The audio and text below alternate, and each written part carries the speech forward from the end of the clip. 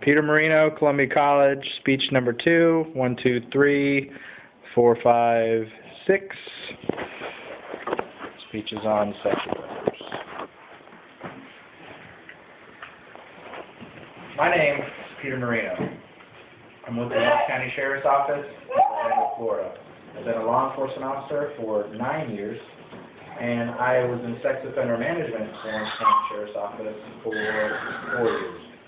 The reason for my speech today is to inform you on sex offenders, the severity within society, my background as a sex offender officer, and a little bit of history behind why we have sex offender management today and why they're sex offenders labeled.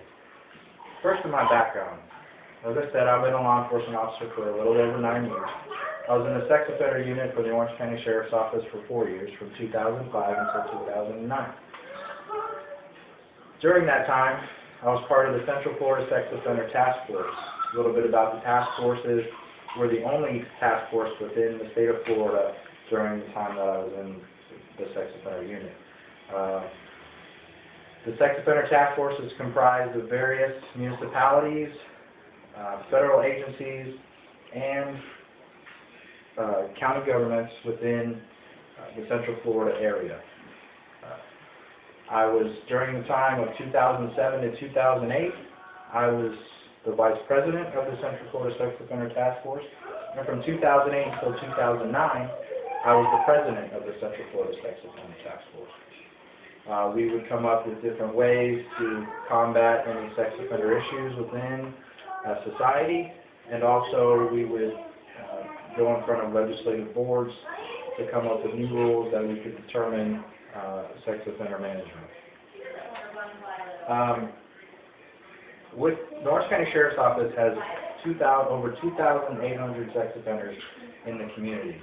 During my time as a sex offender agent, I have interviewed over 1,000 sex offenders, and I have arrested over 200 sex offenders for either reoffending as a sex crime or for violating the registration requirements as a sex offender.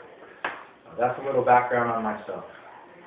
I think the history behind sex offenders, it began only in 1994.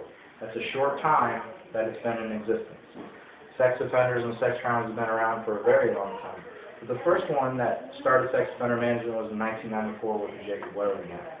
Jacob Wetterling was a young child, 11 years old, who went on a bike ride with his brother and a friend, and was stopped by a minivan. The van, an individual jumped out of the van, abducted Jacob Wetterling, pointed a gun at the other 2 children, and told them to run away into the woods. The children did so in fear, and Jacob Wetterling was never seen again. The act mandated that sex offenders register in society. Another act that came about in 1996 was an amendment to the Jacob Wetterling Act, and that act is called Megan's Law. Megan's Law was based off of a young girl named Megan Kinka. She was 7 years old in New Jersey, and she was abducted by a neighbor. The neighbor was a sex offender. He took her inside of his residence. He raped and murdered Megan. But what wasn't known was that he was a sex offender, and her parents didn't know that he was a sex offender. So with Megan's Law and that amendment, it mandated that sex offenders register within the community, and that community be aware that sex offenders are there.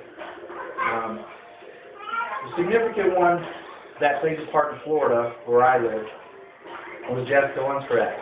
The Jessica Lunsford Act was signed in 2005 and involved the victim was Jessica Lunsford, who was inside of her bedroom sleeping as her grandparents were in another room.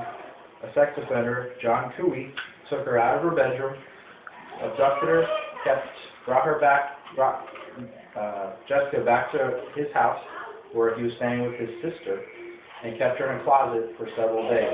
He raped and brutally murdered her until he buried her in the backyard alive underneath a porch as she held her favorite teddy bear. The significance behind that was that John Cooey was a registered sex offender who failed to comply with his registration and didn't allow the community to know where he was at. The Jessica Lunsford Act did several things. The Just to Lunch Act said that the increase in severity of sentencing in regard to sex offenders, especially on children over the age of 12 years old. It made it illegal for individuals that know sex offenders are failing to register to not notify the community.